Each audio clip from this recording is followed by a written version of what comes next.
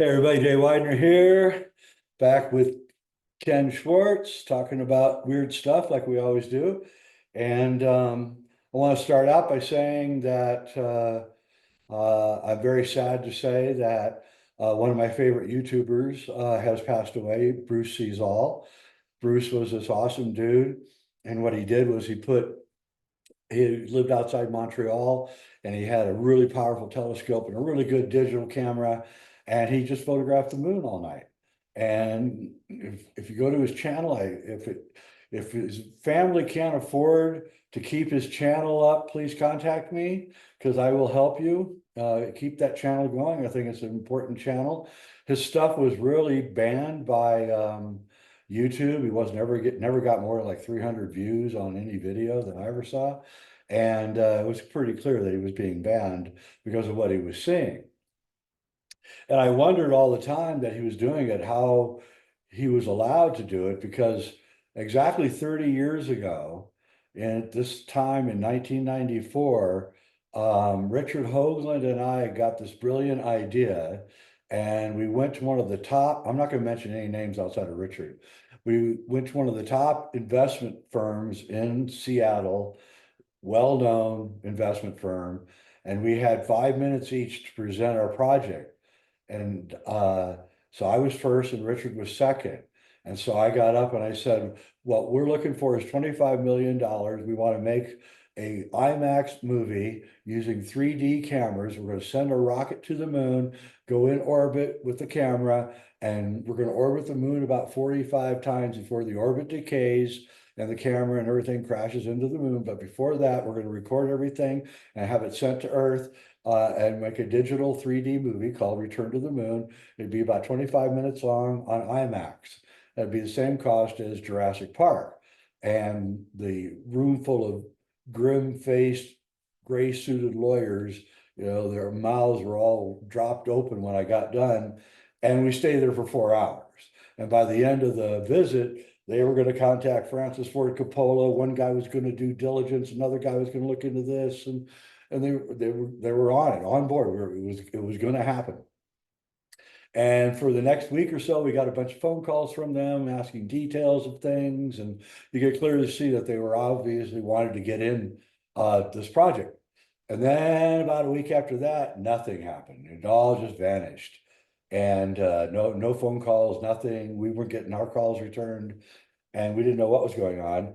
And I was living in Seattle, and I was living on Bainbridge Island, and I was working in Seattle, and I was getting on the ferry to go home from work like 5:30 at night or something.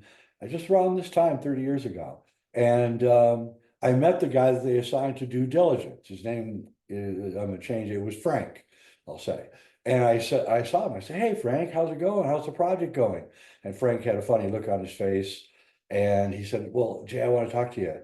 So he took me out to like the furthest area in the ferry away from everybody as we were going across the water to Bainbridge Island. And he said, "Jay, I trained Buzz Aldrin and Neil Armstrong on how to fly. I flew over 40 missions in Vietnam to rescue guys who were wounded in the back in DMZ." And wow, I did not know this. It was pretty impressive. And then he said, and I called up one of the top guys at NASA, and I told him what we were doing. I told him that we were going to take a rocket, put a 3D camera up on it, orbit the moon, and then make a film for IMAX called Return to the Moon. And this guy said to Frank, "No, you're not.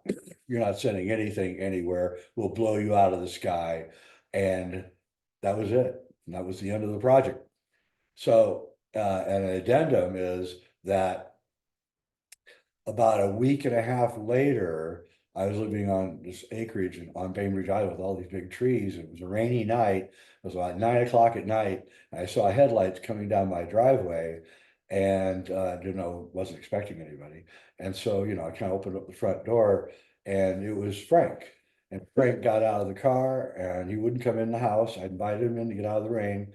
And he said, "Jay, I've been talking to people about you." And my stomach started sinking, knowing that he was, his connections. And he said, you said in that meeting that we had that you were writing a book, or you had written a book about the moon and all the stuff that you guys claim is up there. And I said, yeah, I am. I did. I have a book, and I've been working on it for 4 years. And he said, well, my guys want me to tell you that you should probably burn that book and not publish it. Just, just say it. And he got in his car and he left. And I burned the book. So anyway, that's why I was always concerned about Bruce Sees All, because I knew that the one thing they don't really want is for us to see what's up there in space. And I don't know anything more than that. I don't know who it is that has things up on the moon. It could be us. It could be aliens. I have no idea, but I know there's stuff there. And I know that they don't want it discussed in public. So that's my story. Anyway, Ken, how you doing? Doing pretty good. Yeah. And today we're going to talk about a very weird thing that happened, the Stanley Meyer experience. Yeah, the whole Stanley Meyer thing. And Tell us about Stanley Meyer. Who was he? What did he do? And well, I'll give a short kind of, and not complete, by the way. You probably need to do a little study on yourselves to really understand it. Well, Stanley Meyer was an inventor, and he was kind of the mechanical, I don't know, mechanical genius, but skilled in mechanics. And his brothers, he had a twin brother, I think fraternal twin brother, who was an electrical engineer. And together, and he had made this, he'd taken a dune buggy, a flathead VW engine in it, and he'd made it over Unity. And they had scientists come out and actually look at it, and it was over Unity, and for a certain time, and then and what happened, and then there's goes on. This is okay. Explain over Unity first. Oh, over Unity, yeah. Over Unity is there was more energy coming out than it is, because if you, let's say if you have he was breaking down water and into oxygen and hydrogen, and then injecting it actually injecting it into as a fuel injectors into the engine, and he only had a small battery on the thing just to start it if it's a VW, because it's a dune buggy. Yeah. And yet he would have people in the car driving with him, and he also had this gas that he put into the intake with the thing, and it was a neutral gas, and we'll get more into that. And so while it was there, they would actually, because there's only so you can't, when you break water apart, you know, it costs, you're going to have some losses. Yep. When you put it together, you're going to have a bunch of losses. And so there's no way on that battery that you could run the thing. It would just run out, the battery would discharge and the vehicle would stop. There's no way it could happen. But in his thing, it was just running around fine. And that he was, and it was over Unity, because he drive it, you know, back and forth. There's no physical way it could be doing that. And the scientists said it was over Unity, but they had no idea how it was happening. How was it? Well, that's kind of where my story comes in. And you've heard about my talk about metal oxygen fusion, MOXIE fusion. By the way, if you want to look at it, you can go online, type in MOXY fusion ResearchGate, and you can download the paper there, which I'll probably be mentioning as I talk about it. And we've done like 4 shows. Yeah, exactly. And basically the thing is, there's a couple of guys, Osawa and Kushi, in the early 1960s, late 50s, and they basically put sodium and oxygen in a pressurized argon atmosphere, and they ran an electrical discharge through it. And about after a couple hours, it went from the orange yellow of the sodium street lamp that we all know to a bright purple. And that's the sign of potassium. And so what happened is, if you take oxygen and sodium and you fuse them together, you make a new element, and that element would be potassium, and it gives off a purple light. So he made a potassium street lamp light. And that was basically, that was showing that this fusion, and they had a yin yang thing. The yin, you know, the yin was one side of the atomic chart, and the yang was the other side of the atomic chart. And they fused together to make, you know, new elements, and we call that electronegativity in the West, but it's the same principle. And so that's kind of what Osawa Kushi. So I was in the right place at the right time with the right people, and I'd read this stuff 30 years before, right? So, and what we did is instead of using sodium, we just used deuterium, which is a hydrogen isotope. It's got 1 proton, 1 neutron. With oxygen, that would give the highest energy yield. Like if you're going to make electrical energy or heat energy, that would probably be the highest, easiest yield to get to. And of course, in a pressurized argon atmosphere. Not that you need to use argon, you could use xenon or neon, depending on what substance you're trying to MOXIE fuse to get a better yield in some cases. But argon is like 0.9% of our atmosphere, right? So it's cheap and easy, plentiful. Heavy deuterium, heavy water, you can buy it from any chemistry store, basically. And the other way is because I didn't want to use sodium like Osawa Kushi did, because sodium hydroxide is pretty corrosive. Yeah, and it would be, it could be nasty. So I just went the simplest route and the most energy. And so we ran our experiment and it worked. We had a multi-band spectral analyzer, like 50, different layers. So we broke down all the way up to like, I think 2.5 million electron volts. Beyond that, it just punched into one box. And we ran it. And when we had everything together, it would like light up X-ray plates instantly, pretty much showing that there's something going on. And what it is metal oxygen fusion is 1 billion times easier to do than normal hydrogen isotope fusion, because in the process it lowers the Coulomb barrier.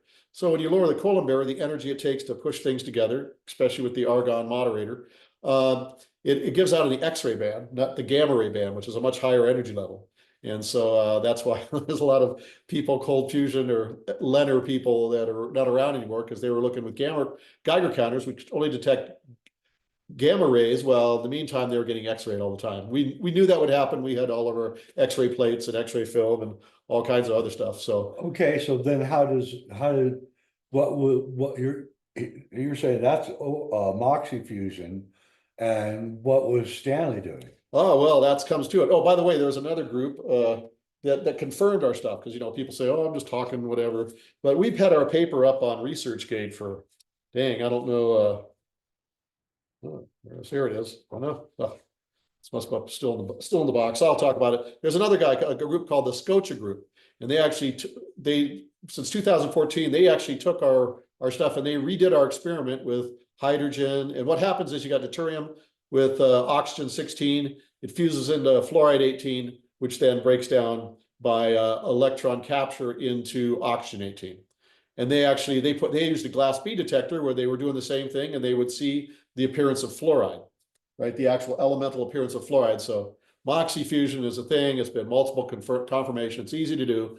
So anyway, it's real. And I've talked about it before. Go back on some of the other shows and it'll talk about that.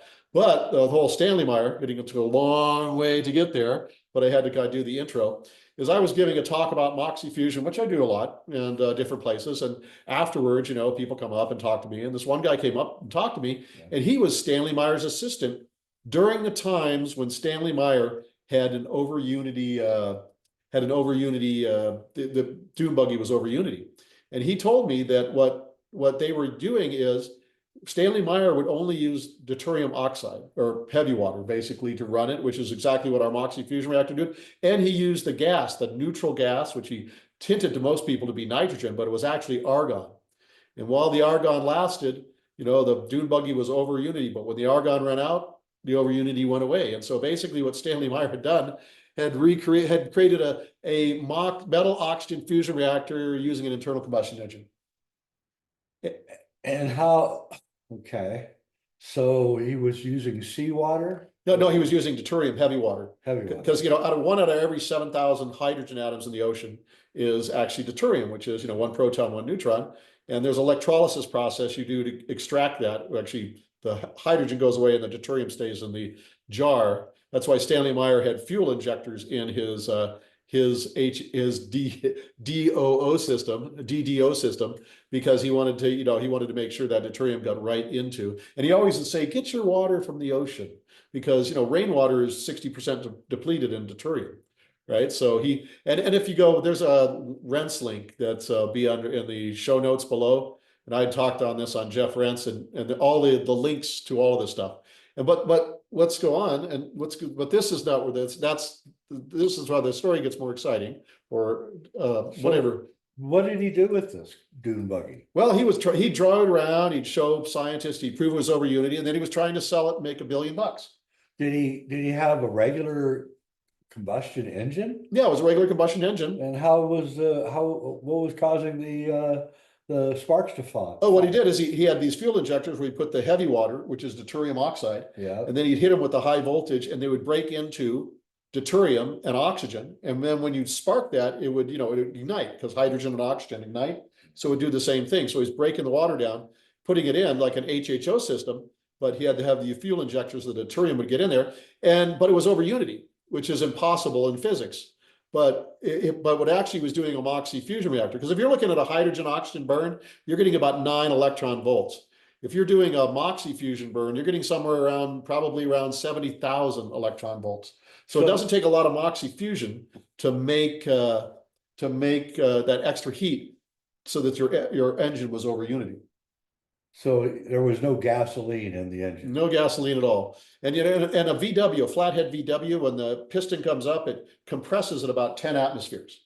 And so you got 10 atmosphere pressure of argon with the heavy water in there, I mean, with the hydrogen, deuterium, the deuterium oxygen, and then they hit it with the electric spark, and that causes the reaction. And there was enough MOXIE going on inside there to make extra heat so that thing was running basically on, well, heavy water, not regular water. So you're saying that not only can MOXIE fusion create elements, but it can also create electricity? Oh, absolutely. Well, what it is see, Stanley Meyer did. He had a big bottle in the back of his dune buggy, and while it was putting the argon gas in there, the dune buggy was over unity. But when the argon ran out, it would stop being over unity. Why he didn't? All you have to do is just take the exhaust off the engine, right? Put it into a big condenser where the heavy water would condense back from steam, would go back into water, and then could be shot into the fuel injectors, and then you just run the argon gas back in the air intake, and you close loop it and turn it on, and just runs pretty much forever. Well, it's still the heavy water is used up and turned into oxygen 18, and then you attach to that engine an electrical generator, and voila, now you have a fusion reactor generating electricity. Why don't we build one of these? Well, actually, you hope there is maybe some people doing it right now. This has been out a lot. This is not the first time I've talked about this, but certainly it's a different audience, and it's something that it's happening in a whole bunch of Asian countries that actually make things. One of those productive societies that make things. I remember when we used to do that. And there's private people like the Scotia Group. They redid our stuff, and so there's private individuals doing it and all that. But and the thing about our MOXIE fusion reactor, by the way, we only ran it at like 5,000 volts on the discharge, because at 10,000 volts, X-rays started to be produced, and we didn't want people to say that, oh, we're making those X-rays are from the voltage we're using. No, we were using 5,000 volts, and we ran it off a couple of batteries, right? And it only cost several $1,000s to make. Of course, the skilled labor is another part of that. Is there a danger in like making this dune buggy? Well, the thing is, it people makes that are inside it. It makes X-rays, and now maybe it's in the X-rays in the engine block, but really probably as a safety thing. And that's what the other thing. That's like Fleischmann and Pons. They did the cold fusion stuff. What they were doing is they thought they were fusing deuterium into helium and all that. What they were doing is actually they were turning platinum and oxygen were fusing into radon. And if you read my paper, and then that radon was venting, because it's an electrolytic cell, into the laboratory air. And of course, when they came out in 1989 and talked about, cold fusion, there was a big thing, and then the hot fusion guys and smashed on them, and it made life hell for them. Well, Pons was French, so he just went back to France and drink wine and eat baguettes, and the people respected him there for being a scientist. And this Fleischmann was an American, so he couldn't go anywhere, so he just kept doing the experiment and breathing the hundreds of times your worst radon basement air, and that's why he's the late Dr. Fleischmann. So back to Stanley here. What did he? What's going on here? Yeah, this is the story. This is where we're finally getting the good stuff. Stanley Meyer was, of course, trying to sell this, and so he was meeting with a couple of quote NATO guys. NATO guys from Europe. That's why would NATO be interested in this? Well, I don't know, because I mean, if you could run your tank on heavy water instead of whatever, what they were there, right? Okay. And then he was eating with them at a Cracker Barrel. And then he suddenly, I think his brother or somebody else was there too. So there's like 4 people there. And suddenly he jumped up and said, "I've been poisoned." And he like staggered out into the Cracker Barrel parking lot where he died. Wow. And then the 2 NATO guys like kind of got upset and disappeared. And so anyway, that's the story. And of course, since Stanley was gone, not a lot went on. And years went by, and I think his brother passed away. Did he like do any kind of big demonstration with this? Oh yeah, he did it. He did it. He had multiple scientists there, scientists that were willing to do it, and they said it was being over unity. They didn't know how it was over unity, It was impossible. Did he know how it was? I think he had hints. He knew it was an atomic process because if you go to the links in the Rents link, he actually gave talks and he talked about atomic processes being involved. He didn't maybe understand exactly what was going on, but I think he had an understanding there was some sort of atomic process going on. But so did he accidentally discover this? absolutely, he accidentally discovered it. I mean, look, we talked about like David Hudson with the monatomics, and actually he actually was using a Soviet spectral analyzer, which was doing Moxie fusion. The Soviets had it in the early 50s, but they were getting results, but they couldn't understand what they did it. Now Osawa and Kushi, So the Soviets discovered it and didn't know they had it. yeah. The David Hudson discovered it and didn't know what it was. Oh, the And cold Stanley Meyer discovered it and didn't know what it was. Oh, and the cold fusion guys discovered it, and they didn't know what it was. And but Osawa and Kushi, but they knew what it was. They knew what it so they are really the true discoverers. And there was a guy, Ken Solders, another late scientist, and what he was doing, he kind of is also confirming Osawa and Kushi, because he would fire these solitons. I think we maybe got it around here somewhere. Soliton, which is basically a smoke ring electron, and he'd punch like aluminum plates, and he would just punch holes in them, and he would examine the holes. But one time he was doing it, he had like an aluminum plate that had been left out a long time, and it built up a pretty heavy oxide layer. And when he fired the soliton into that aluminum oxide layer on the aluminum plate, and he looked at it with the X-ray diffusion spectroscopy, I think that's what it is, and they discovered there was new elements. The new elements you might get if aluminum and oxygen fused together.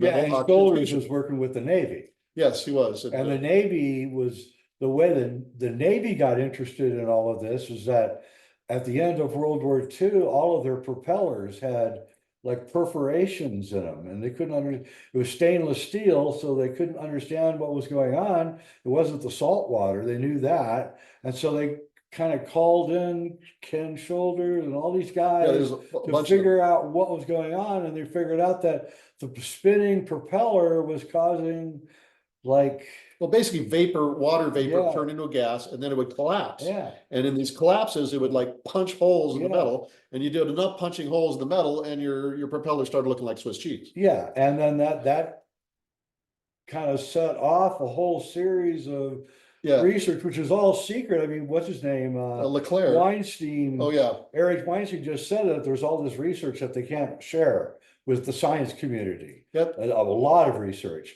and it's basically coming out of the Navy.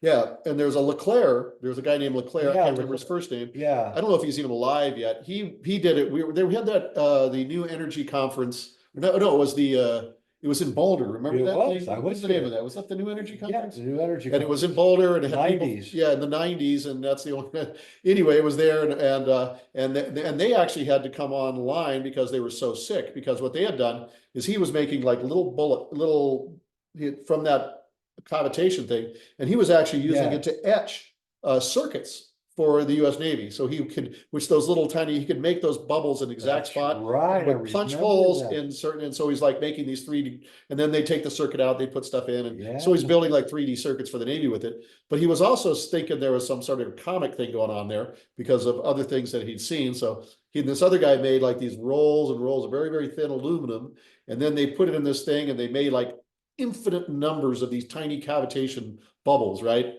And then they got worried afterwards because they started feeling sick.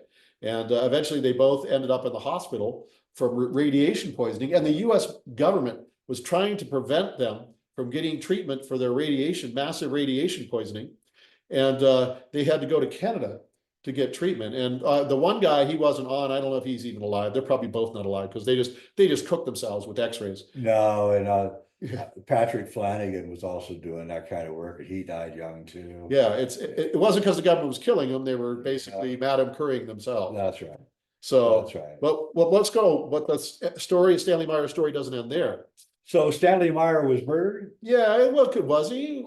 No, how can I know? But the story gets better because Stanley Meyer's brother probably passed away, and the family just decided to sell it all, right?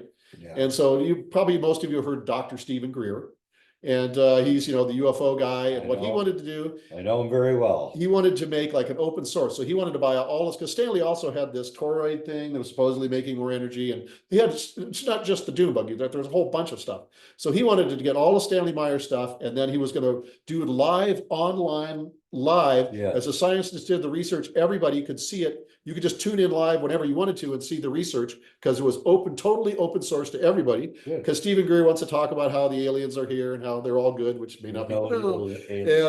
And he wants to release all those technologies that have been suppressed. And he's saying Stanley Myers is one of those suppressed technology. But the problem was Stephen Greer and his buddies didn't have enough money. So what happened is a British group put up the money, and they had like some American researchers in the Midwest were doing it. And then of course the Stanley Meyer stuff went there, and they were doing researches, and it disappeared for whatever. And then Stephen Greer, which is, you'll find in the Rents link, there they have his, he talks about this online one of the backers of these guys calls him, and the guy's crying because one of the scientists that had been working on it had called him and said that he was the last scientist alive, that all the others had been killed. What? And he was running for his life. What? Yeah. And the scientist was running for his life, and he called this one backer to let him know what was going on. And then this was like 2 weeks later when he was talking, the backer was talking to Stephen Greer, and he was kind of crying because he'd never heard from the guy again. He was running for his life, and obviously his life ended probably, or he just disappeared, right? And nobody knows what happened to all the Stanley Meyer stuff. It's just kind of disappeared too. And so that thing's just kind of wiped clean of the slate. And so that's kind of how the Stanley Meyer story did. But that's why I'm doing it this way, like giving all the information. You can just go online and look at the get your own Moxie paper, and there's the Scotia group. And I think if let me grab, hang on a second. Let me make sure I can Who's get that guy that lived in his car in Joshua Tree, Eric? He was doing this kind of research. Oh, yeah. And he got his company got destroyed, and he went out of business, and he ended up living in his car. Yep. Oh, yeah. I had correspondence with him. Oh, yeah. This happens to most of these people. Yeah. And I've had my own difficulties. And this is you can also look this up in ResearchGate, which is an open source for everybody. It's like pre-publishing, or it's like the new way, not the let me talk about peer reviewed. Okay. Yeah. There was no peer review before the atomic bomb. Right? Everybody, Science Journal, the Science Journal would have an editor. He'd have some science friends that would go over the papers. Hey, this is good, this is bad, and then they put it up. But after the atomic bomb happened, there's a big change because it was so powerful, and kind of the authority on things went from the dude with the white collar, to the dude with the white lab coat. Because that's the new God. Like if they want to talk in Congress or anywhere else, right? Whether something is legitimate or not, they would tell you, what do? Believe the science, right? Isn't the scientist now? And so there is no difference between state and religion. And the new religion became science, and so the state has to control science. And so they created an apparatus after World War II. Yeah, it's called peer reviewed, and it's government funded scientists, either in academics or in the defense industry. And of course, all the journals were bought up by, let me guess, this in 1947. Yeah. Around there, right around that time. Yeah. And so, oh, by the way, these guys, the Scotia group did it, and we've got to give them credit for them.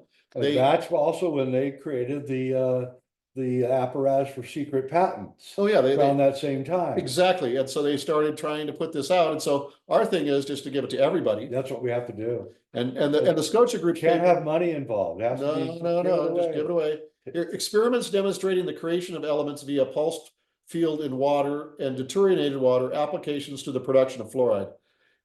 And if you type that in on ResearchGate and add ResearchGate at the end, you can get their paper too. And you can see that the confirmation of our Moxie stuff, which is the confirmation of Osawa and Kushi, who are really the guys that discovered it. Well, it's good that you're acknowledging that you're standing on the shoulders of giants. So anybody can make this stuff. Oh yeah, it's well, maybe not anybody, but it's you could do it in the garage. Anybody with a high IQ. Yes, and a high IQ, and a couple work together with people. And a few $100. Yeah, because like if you go to page, let's go here. I mean, this is kind of this is the money shot.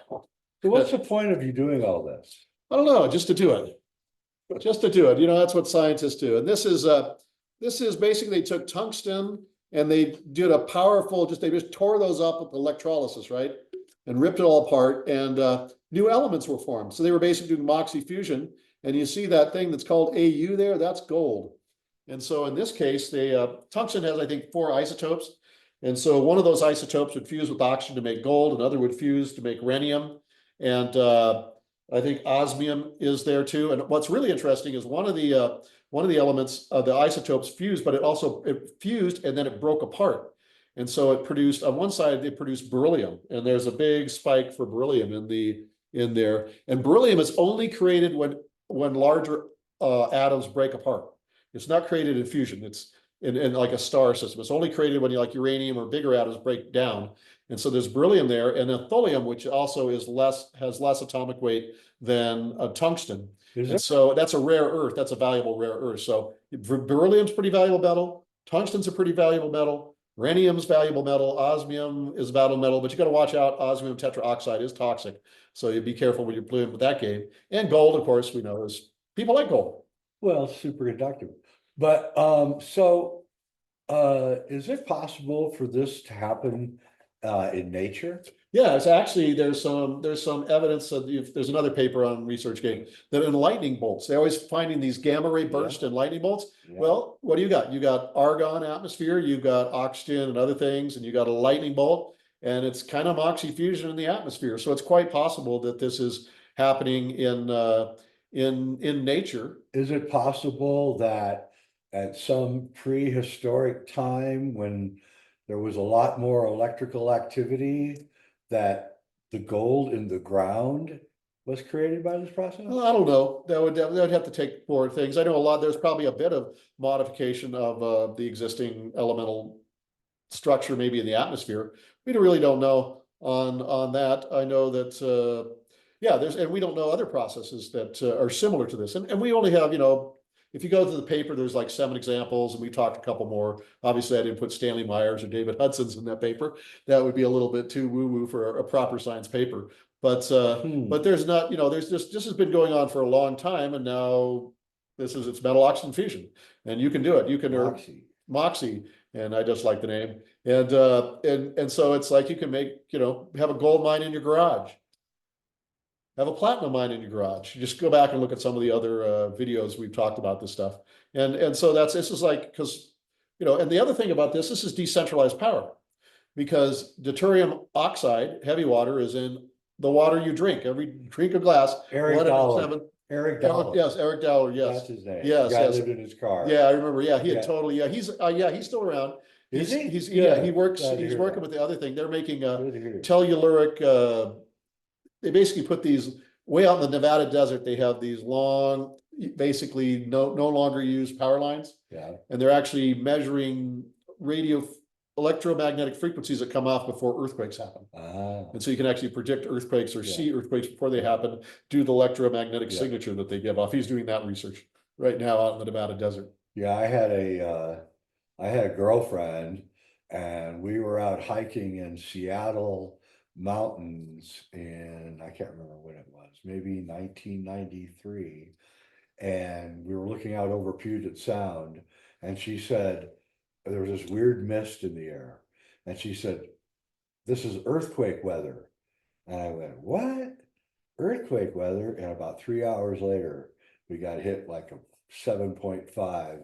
And she predicted it, and I asked her later, I said, what did you mean earthquake weather? She says, right before earthquakes, this weird mist appears. Oh yeah, that's something too. I was in Anarchapulco, and in Anarchapulco, they had a big earthquake there when we were, and not this big, there was a big earthquake in Anarchapulco, which was last year. Gigantic. And what is this? Right before it was happening, I was going there, like it had happened, and I was like, I don't know, maybe it was before it was forming. I was like filming the clouds, and because they were so weird, they had busted up in this weird pattern. Yeah. I'd never seen it before, and I was filming it. I said, "Wow, look at all those clouds there." And one of the Mexican women that lives in Acapulco said, "Oh no, those are earthquake clouds." Wow. And then boom, sure enough, it was like an earthquake happened. Yeah. Later, and that's the same reason why the animals get upset, because they detect the electromagnetic variations going on, and they get all weirded out because they use the electromagnetic fields more than we do, right? Yeah, they get like mass strandings of whales, and Yeah, pigeons go in the wrong birds, directions. Yeah. yeah. So Well, that's really interesting. yeah, so it's just that you brought that up, because I guess, see, some of the locals, they know it. The people that like the local Yeah. people, they know it, especially in Acapulco. There's actually earthquakes all the time there. It's on the plates are really Oh, moving. yeah, same in Seattle. Yeah. So that's really interesting. So Stanley Meyer's research just kind of came to an end then, huh? Yeah, well, a dead end, I guess you'd Yeah. say. And his brother didn't really pursue it. Did they ever do an autopsy on him or anything? They said he died of a cerebral hemorrhage. That's what they Ah, said. And maybe he did. maybe he did. Maybe he didn't. I don't How know. old was he? I think he was early 70s. Oh, well then, It's possible. very possible. It's possible, but there's a lot of these other people, like, well, it's like all these other low energy LENR, low energy nuclear reactions. That's what Right. LENR means. And what they're doing is they're all walking around with Geiger counters looking for gamma rays, because it's got to be So gamma. then Stanley was getting dosed with it, probably. Yeah, well, we had a couple of old scientists, nuke scientists, that we gave one of our. We actually have built several of these devices, actually 7 of them, and we've been giving them away. Working Moxie fusion reactors to people, where you can do the hydrogen oxygen or the deuterium oxygen thing, and you can actually bring your own metrology, to measure it however you want to. But there it is. We've been giving them away, and we gave it to these old dudes, the old atomic dudes, and they just like they didn't. They were sitting there with the gamma ray. I mean, right there in like the manual that I haven't posted, like the second page, maybe. We say you need to get like X-ray dosimeters. How do you say it? Is that it? No, it's not. I can't even pronounce it. That's No, pretty that's simple. not right. Anyway, they're little Yeah. dosimeters. They measure how many X-rays you get. You need to get some X-ray film, because when it works, you see the appearance of X-rays, because it lowers the colon barrier and it goes out of the X-ray band, not the gamma ray band. They weren't doing any of these precautions. I know they were cooking themselves. Fortunately, they got it. They're not So are doing it you anymore. worried about somebody's gonna take a paper and cook themselves? Oh, well, no, that's why you got the carbon 60. In fact, that's the whole carbon 60 thing that we talk about. Because when I was looking, we had, there's all these, lay professors and dead doctors associated with the research. So I went out researching, and I discovered this stuff called carbon 60, where they gave one set of rats got C60, the other didn't. They hit them with a fatal dose of radiation. The C60 rats live where the control group died. And so I got a thing of C60 for a couple sources for my crew and myself, because I'm responsible for them. So what's the name of your product? C60 Power. And if you go to shopc60.com, you can buy yourself the best carbon 60 products in the world, actually, Yeah. because I made it sure. And by the way, carbon 60 is the Philosopher's Stone. I think we talked about that before. I'm the alchemist who's selling the Philosopher's Stone Yeah, at and shopc60.com. and transmutating elements. Yes, and so that's that's both aspects of alchemy. That's right. That's right. And I'm giving it Well, away. you're the court. Well, you got to pay for the Philosopher's Stone, but you can do your own alchemy now.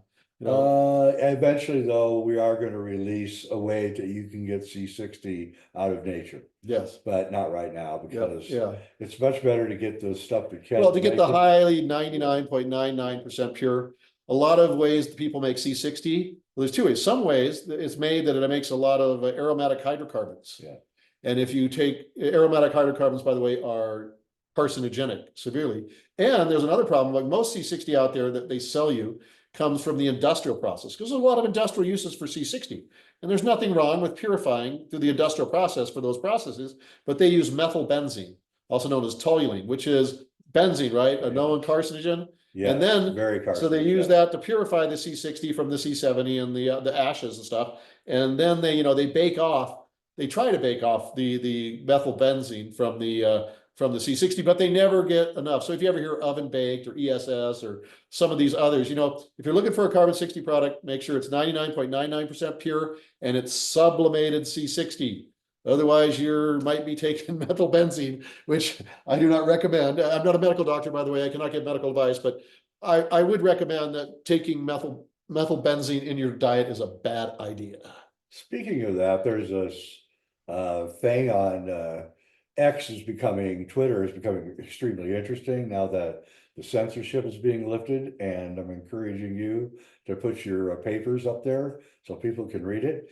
But there's this guy on there, and what he does, he takes processed foods and he breaks them up into powder, and then he sticks them under a microscope and then he films them. And you do not want to eat processed food. You saw the Doritos one? Well, the Doritos. Oh my God, the Doritos were just covered with these little mites. Tiny, Just covered with them. It would, I guess it's added protein, but he did coffee the other day, Starbucks coffee. Oh my God, it was crawling with stuff.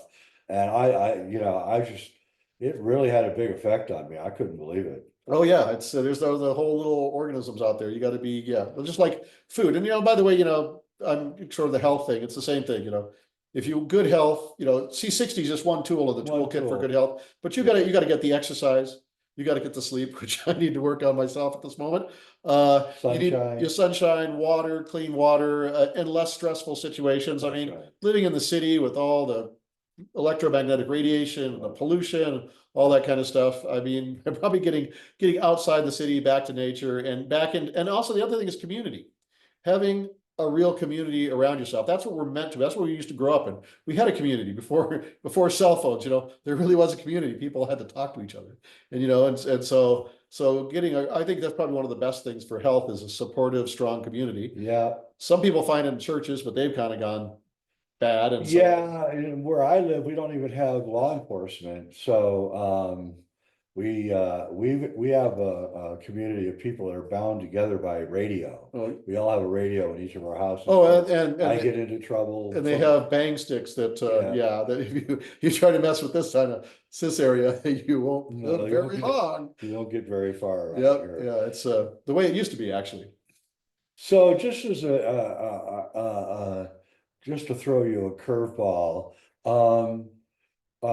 President Trump has now had two, maybe possibly three, because the report I heard before we went on and did this was that there was a bomb found in a car at a Trump rally. So the deep state clearly doesn't want Trump. What do you think's going on there? Well, they're going to do it again. I'm sure if they've done it 1, 2, 3, they'll do it 4, 5, 6. They don't. Well, there's two things. They are criminals, and if they're exposed, because I'm sorry, the 2020 election was completely stolen. It's always a 222. I mean, it's ridiculous. I mean, see, at least in banana republics, when they steal elections, they kind of do it with some They win by fair. 90%. They do it, yeah, they do it by class, right? They do it classy style, right? They just don't blatantly do it like in your face and just tell you, oh, you're a racist, hateful, anti-Semite, whatever, if you don't believe what we're doing. I mean, come on, give me a break. That's just such such gaslighting. Sorry, there's a significant portion of the United States, American population, which are not morons. And I'm not talking like Hillary. Well, anyway, I won't go too far into I that. don't even think Trump's that good of a candidate. No, I mean, it's a choice between. Yeah, it's just between- that I can't go with the communism. Yeah, communism So, doesn't work generally. It hasn't worked in history, and No. it's actually more than communism. It's actually Satanism, literally. So, but we won't get into that because then that'll probably put the zone. No, you'll have what happened to Candace Owens happens to you. You don't want Yes, that. exactly. So, or what happened to Cliff High, we don't want that happening. Oh, or Cliff. Yeah, well, he's Yeah. still around on Twitter and elsewhere. And No, he's a big influencer. I'm surprised actually. yeah, he's yeah, and well, he has been talking about there's some major. Because he does the web scraping. He has these web bots that he goes and he has people. Anyway, you should listen to Cliff High and learn. And it's kind of like remote viewing, but different. It's like techno remote viewing because we are all precognitive. And when we talk, everybody does communicate. They're actually kind of pre-telling the future. Whereas remote viewers, the future forecasting group by far is the best one. It is. And I would recommend subscribing and listening to their too. stuff. It's just excellent. Yeah. It's amazing because they give you next month's news before it happens. Yeah. It's the big news events. It's amazing. Yeah. It all has to do with the plasma universe and how everything, there really is no time and I'd get into it, but it's a long subject. Yes, that would take hours and it takes a lifetime of study and understanding. Anyway, so Stanley Meyer built a car that ran on water and he proved it, and we need to return back to these inventions. Oh yeah, because all it is, Stanley Meyer, I don't know why he didn't just close loop the exhaust, put it in a condenser unit. He didn't understand what he was doing. Yeah, exactly. And then you put it there. But and then you just attach an electric generator. I mean, you might even be able to do this Moxie with those gas turbines, you know, that they use for natural gas. You might be able to convert a natural gas turbine into a Moxie fusion reactor. Somebody out there needs to It's just create put a that. condenser on the end of it. It's already there. It's not that hard. Somebody out there needs to create some kind of community forum where all this stuff is discussed and plans are laid out and everything's just given away, and let's just end.